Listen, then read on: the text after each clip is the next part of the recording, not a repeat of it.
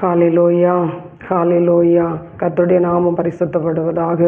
இந்த நாளிலும் கூட கர்த்தருடைய வார்த்தையை தியானிக்கும்படியாய் தேவன் தந்திருக்க நல்ல கிருபைகளுக்காக ஆண்டவருக்கு நன்றி செலுத்துகிறோம். நான் கர்த்தருடைய வசனம் தியானிப்பதற்கு முன்பாய் ஒரு நிமிஷம் நான் கண்களை மூடி ஜெபிப்போம். அன்பின் பரலோக பிதாவே, ஆசீர்வதிக்கப்பட்ட இந்த நல்ல நேரத்துக்காக ஆண்டவருக்கு நன்றி செலுத்துகிறோம். இந்த நாளும் தேவரே, நீர் எங்களோடு கூட பேசுங்கப்பா, நீங்கள் இடைபடுங்கப்பா. உடைய நாமத்தை ஆண்டவரே ஸ்தோத்திரிக்கிற, இன்னும் மகிமைப்படுத்த கிருபை தாங்கப்பா. உடைய வசனத்தை தியானிக்க கிருபை தாங்கப்பா. ஆசீர்வதிங்கப்பா. கேட்கிறீங்கள் ஒவ்வொருவரையும் கர்த்தர் ஆமென் பலப்படுத்தும். இயேசு என்ப நாமத்தில் கேட்கிறோம் ஜீவனுள்ள நல்ல பிதாவே. ஆமேன் ஆமேன் ஆமேன். ஹல்லேலூயா. இந்த நாளிலும் நாம் ஒரு வசனத்தை நாம் தியானிக்கும்படி எடுத்துக்கொண்டு எபேசியருக்கு எழுதின நிருபம் 2ஆம் அதிகாரம் அதனுடைய 8வது வசனத்தை நாம் வசன தியானமாக நாம் எடுத்துக்கொண்டோம். 2வது அதிகாரம் அதனுடைய 8வது வசனத்தை நாம் வசன தியானமாக நாம் எடுத்துக்கொண்டோம். அதில் எழுதப்பட்டிருக்கிற பரிசுத்த பவுல் எபேசு சபைக்கு எழுதும்போது இப்படியாய் ஒரு வார்த்தை எழுதினார். கிருபையினாலே நாம் விசுவாசத்தை கொண்டு ரட்சிக்கப்பட்டிருக்கிறோம் அப்படின்னு சொல்லி அந்த வசனத்தில் அவர் எழுதுகிறார். கிருபையினாலே விசுவாசத்தை கொண்டு நாம் ரட்சிக்கப்பட்டிருக்கிறோம். இது நம்முடைய கிருபை இல்லை, இது தேவன் நமக்கு தந்தது ஈவு என்று அவர் எபேசு சபைக்கு எழுதும்போது எழுதுகிறார். கிருபை என்கிறதை குறித்து அந்த இடத்துல நான் வாசிக்க முடிகிறது. இந்த நாட்களில் பாருங்கள், ஆண்டவராகிய இயேசு கிறிஸ்து நம்ம மேலைக்கு ஒரு கிருபையை வைத்திருக்கிறார். அந்த கிருபையை நாம் விருதாவாக்கி விடக்கூடாது. வேத வசனம் நமக்கு அது தெளிவாய் சொல்லுகிறது. தேவன் தந்த கிருபையை நீங்கள் விருதாவாக்கி விடக்கூடாது என்று சொல்லி, இந்த கிருபையானது நமக்கு எதற்காக தேவன் கொடுக்கப்பட்டிருக்கிறார் என்பதை நாம் இந்த நாட்களிலே நாம் அதிகமாய் யோசிக்கணும், அதை சிந்திக்கணும், அதை தியானிக்கணும். பாருங்க, அந்த வார்த்தையை நாம் தியானிக்கணும். இன்றைக்கு கிருபை என்று சொன்னால் நாம் உலக பிரகாரமாக எதை செய்தாலும் கிருபை என்று சொல்லுகிறோம்.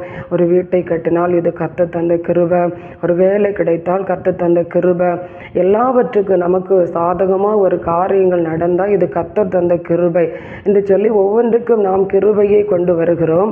ஆனால் அந்த கிருபைக்குள்ளே ஆண்டவர் எதெல்லாம் நமக்கு உன்னதத்தின் ஆசீர்வாதங்களை வைத்திருக்கிறார் என்பதை நாம் அதை புரிந்து கொள்வதில்லை.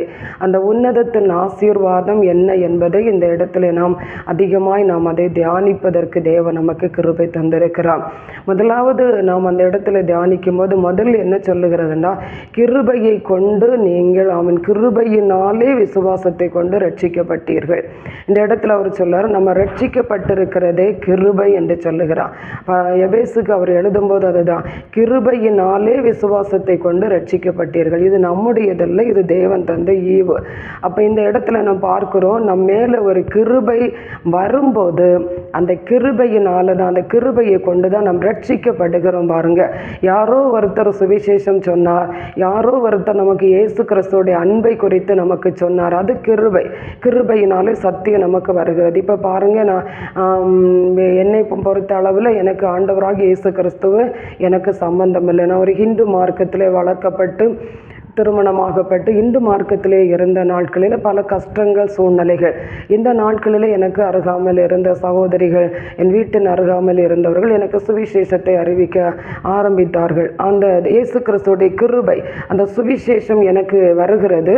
அந்த சுவிசேஷத்தை ஒரு காலகட்டத்தில் நான் ஏற்றுக்கொள்ளுகிறேன். அந்த சுவிசேஷத்தை ஏற்றுக்கொள்ளும் போதே நான் இருதயத்துக்குள்ள நான் விசுவாசிக்கிறேன். விசுவாசித்த போது நான் அதை வாயினாலே அறிக்கை செய்கிறேன். ரோமர் 10ஆம் அதிகாரம் 9வது வசனத்தில் எழுதப்பட்டது போல நான் என்ன செய்கிறேன், அதை இருதயத்தில் ஏற்றுக்கொண்டு அதை நான் வாயினாலே நான் அதை அறிக்கை செய்த போது நான் ரட்சிக்கப்படுகிறேன். அப்போ கிருபையினாலே விசுவாசத்தை கொண்டு நாம் ரட்சிக்கப்படுகிறோம். அப்போ இந்த ரட்சிப்பு நமக்கு இது தேவன் தந்த ஈவு, கிருபை.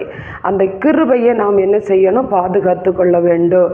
இந்த கிருபை இயேசு சொல்லும்போது சொன்னார், முடிவு பரியந்தம் நிலை நிற்கிறவனே ரட்சிக்கப்படுவான். அப்போ இந்த கிருபையினாலே இயேசு கிறிஸ்துவோடைய சுவிசேஷத்தின் மூலம் அவருடைய அந்த சுவிசேஷத்தினுடைய அதை நாம் ஏற்றுக்கொள்ளும் போது அவருடைய அந்த விசுவாசம் நமக்கு வருது. கிருபையாகி இயேசுவை விசுவாசிக்கிறோம். நாம் செய்த பாவங்கள் எல்லாவற்றையும் நாம் அறிக்கை செய்கிறோம். அந்த பாவத்தை அறிக்கை செய்துவிட்டு நாம் விசுவாசித்து அந்த இயேசு கிறிஸ்துவை வாயினாலே எல்லா பாவத்தையும் அறிக்கை செய்து அந்த கிருபையை நாம் ஏற்றுக்கொண்ட போது விசுவாசப்படுகிறேன். இப்போ நான் முன்பு செய்த பாவம் எல்லாவற்றையும் விட்டு நான் இப்போ கிறிஸ்துவுக்குள்ளே ஒரு புது சிருஷ்டியாக நான் ரட்சிக்கப்பட்டிருக்கிறேன். அதுதான் வேதத்தில் உபாகமத்தில் வாசிக்கும் போது சொல்லுகிறது, ரட்சிக்கப்பட்ட ஜனமே உனக்கு ஒப்பானவர் யார்? அப்போ ரட்சிக்கப்பட்ட ஜனமாகிய நமக்கு ஒப்பானவர் இந்த உலகத்தில் யாருமே ஆண்டவராகிய இயேசு கிறிஸ்து ஈடு கொடுக்கவில்லை. அவர் ரட்சிக்கப்பட்ட ஜனம் ஒரு தனித்த கூட்டமாக அது என்ன செய்கிறது? கர்த்தருக்காக அது ஆயத்தப்படுத்தப்படுகிறது, கர்த்தருக்கென்று நிலைநிறுத்தப்படுகிறது. அந்த கர்த்தருக்காக பிரித்தெடுக்கப்பட்ட அந்த கூட்டத்தை பார்த்து தான் அவர் சொல்லுகிறார், நாம் விசுவாசத்தை கொண்டு ரட்சிக்கப்பட்டிருக்கிற, கிருபையினாலே விசுவாசத்தை கொண்டு நாம் ரட்சிக்கப்பட்டிருக்கிறோம். அந்த ரட்சிப்பை நாம் என்ன செய்யணுமோ முடிவு பரியந்தம் காத்து கொள்ள வேண்டும் என்று சொல்லுகிறது. முடிவு பரியந்தம் காத்து கொள்ள வேண்டும். வெளிப்படுத்தல் 21:24 வாசிக்கும் போது அங்கே சொல்லுகிறது, ரட்சிக்கப்பட்ட ஜனங்கள் அந்த வெளிச்சத்தில் நடப்பார்கள். அது எந்த வெளிச்சத்தில் நடப்பார்கள்? இயேசு கிறிஸ்துவாகிய வெளிச்சத்தில் நடப்பார்கள். அப்ப ரட்சிக்கப்பட்டவர்கள் என்று சொன்னாலே உலகத்தில் இருந்து நாம் பிரித்தெடுக்கப்பட்டவர்கள், நாம் முன்பு செய்த பாவத்தில் இருந்து நாம் பிரித்தெடுக்கப்பட்டவர்கள். முன்பு நாம் என்னெல்லாம் நாம் தேவனுக்கு விரோதமான காரியங்களை செய்தோமோ, நம்முடைய மாம்ச கிரியைகள், மாம்ச இச்சைகள், மாம்சத்தின்படி யோசனை, சிந்தனைகள், இது எல்லாவற்றிலிருந்து நம்மை பிரித்து எடுத்து தேவனுக்கென்று நம்மை நிலைநிறுத்துவது தான் ரட்சிப்பு. அந்த ரட்சிக்கப்பட்டிருக்கிற கூட்டத்தை தேடிதான் இயேசு கிறிஸ்து வரப்போகிறார். அல்லேலூயா. அந்த ரட்சிக்கப்பட்ட கூட்டமாக நாம் ஒரு ஸ்தோத்திரம் ஆயத்தப்பட வேண்டும் என்கிறதை தேவனாகிய கர்த்தர் விரும்புகிறார். என்னை கேட்கிற அருமையான தேவ ஜனமே, சகோதரங்களே, ஆண்டவருடைய சமூகத்திலே நாம் ரட்சிக்கப்பட்டிருக்கிற ஒரு கிறிஸ்தவனா, நான் அந்த ரட்சிப்பை நான் காத்து கொள்ளுகிறேனா? அந்த ரட்சிப்பை நான் முடிவு பரியந்தம் காத்து கொள்ளுவதற்கு இயேசு எனக்கு சொல்லி இருக்கிறாரே, அந்த ரட்சிப்பை நான் காத்து கொள்ளுவதற்கு நான் என்னை அர்ப்பணித்திருக்கிறேனா? நான் அந்த கிருபையினாலே அந்த ரட்சிப்பை நான் பெற்றிருக்கிறேனே, அதை நான் முடிவு பரியந்தம் காத்து கொள்ளுவதற்கு நமக்கு ஆண்டவர் தந்திருக்கிறது, பரிசுத்த ஆவியானவரை தந்திருக்கிறார். தீத்து 3:5 வாசிக்கும் போது அந்த பரிசுத்த ஆவியினாலே நான் அந்த ரட்சிப்பை காத்து கொள்ள முடியும் என்று அங்கு எழுதப்பட்டிருக்கிறது. பாருங்கள், இப்படியே ஒவ்வொரு வசனங்களையும் கர்த்தர் நமக்கு தந்து இந்த கடைசி நாட்களில் நம்மை அவருக்கென்று அவர் என்ன செய்கிறார்? ஆயத்தப்படுத்தி கொண்டிருக்கிறார்.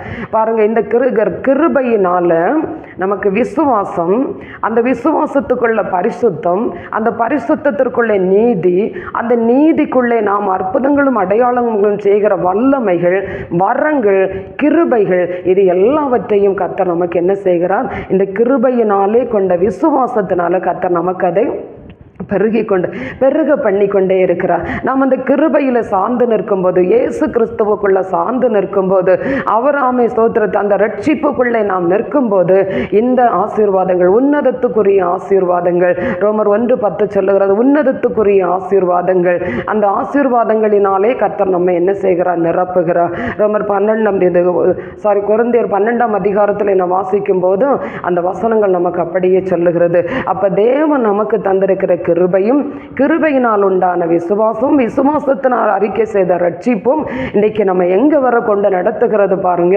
பரலோக ராஜ்யம் வரைக்கும். பரலோக ராஜ்யம் வரையிலையும் வெளிப்படுத்தல் 21:24 சொல்லும்போது ரட்சிக்கப்பட்ட ஜனங்கள் அந்த வெளிச்சத்தில் நடப்பார்கள் என்று சொல்லி, அப்ப அந்த ரட்சிக்கப்பட்ட நாளிலிருந்து நாம் பரலோக ராஜ்யத்திற்குள்ளே நாம் பிரவேசிக்கிற இந்த இடைப்பட்ட காலத்துக்குள்ளே நமக்கு கர்த்தர் கொடுத்திருக்கிற அந்த ரட்சிப்பின் கிருபையினாலே கொண்டு நாம் அவருடைய நாமத்தை சுவிசேஷமாய் அறிவிப்பதற்கு கர்த்தர் நமக்கு கிருபை தந்திருக்கிறார். நாம் அவருடைய நாமத்தின் மேலே விசுவாசம் உள்ளவர்களாய் இருப்பதற்கும், அந்த நாமத்தின் மேலே விசுவாசத்திற்குள் இருக்கும் போது அவருடைய நாமத்தினாலே அற்புதங்களும் அடையாளங்களும் செய்யத்தக்கதான அந்த கிருபைகளையும் நாம் அவருக்குள்ளே பெற்றிருக்கிறோம். அப்ப அந்த ரட்சிப்பு என்கிறது ஒரு சாதாரணமான ஒரு படி இல்லை. இந்த ரட்சிப்பு என்கிறது பரலோகம் வரையிலே நம்மை கொண்டு நடத்துகிற அந்த பரிசுத்த கிருபை தான் அந்த ரட்சிப்பு. அந்த ரட்சிப்பை நாம் ஒருபோதும் என்ன செய்யக்கூடாது? இழந்து போகக்கூடாது. இந்த ரட்சிப்பை குறித்து நாம் கவலையற்றி இருப்போமானால் இனி வரும் தண்டனைக்கு நாம் தப்பித்துக் கொள்ள முடியாது என்று சொல்லி வேதத்தில் நமக்கு எழுதப்பட்டிருக்கிறது. இந்த வேதத்தை வாசிப்பதும் தேவனுடைய கிருபையும் அவர் தந்த விசுவாசத்தினோடாகி அந்த ரட்சிப்பும் தான் இந்த வேதத்தை வாசிப்பது, மற்றவர்களுக்கு சுவிசேஷம் சொல்லுவது. இன்றைக்கு அந்த ரட்சிப்புக்குள்ளே நாம் நிலை நிற்க வேண்டும் என்று சொல்லி தேவனாகிய கர்த்தர் விரும்புகிறார். ரட்சிக்கப்பட்ட தனம் அனுதினமும் கத்த சபையில் சேர்த்து கொண்டு வருகிறார். அப்ப ரட்சிக்கப்படுகிறவர்களுடைய கூட்டம் மிகுதியாக வேண்டும். நாம் தேவ சமூகத்திற்கு நாம் நம் இந்த உலகத்தை விட்டு கடந்து செல்லுவதற்கு முன்பாக நம்மை ரட்சித்த நோக்கத்தை நாம் புரிந்து கொள்ள வேண்டும். ரட்சிக்கப்பட்டிருக்கிறதான அந்த ஸ்தோத்தரிக்கிற கிருபையை நாம் அல்லல் தட்டி விடாதபடி, அதை அசுத்தம் என்று எண்ணாதபடிக்கு தேவ சமூகத்தில் இன்னும் நாம் அந்த ரட்சிப்பை கொண்டு தேவ சமூகத்தில் அநேக காரியங்களை நாம் செய்யும்படியாய் ஆண்டுடைய சமூகத்தில் நாம் அர்ப்பணிக்கிறோம். அர்ப்பணிப்போம். ஒவ்வொருவரும் நாம் தேவ சமூகத்தில் அர்ப்பணிப்போம். ரட்சிப்பு சாதாரணமானதில்லை. இயேசு நம்மை தேடி வந்த, நம்மை ரட்சித்த அந்த நாளிலிருந்து அவருடைய சமூகத்தில் ஸ்தோத்திரம் கடந்து போகும் வரையிலும் அந்த ரட்சிப்பு நம்மை வழிநடத்தி கொண்டிருக்கணும். நான் ரட்சிக்கப்பட்ட ஒரு கிறிஸ்தவன், நான் ரட்சிக்கப்பட்ட ஒரு கிறிஸ்தவன். இந்த உலகத்துக்கு நான் அடிமையாக கூடாது, பாவத்துக்கு நான் அடிமையாக கூடாது, நான் விட்டு வந்த பாவத்தை இனி நான் திரும்பி பார்க்க கூடாது.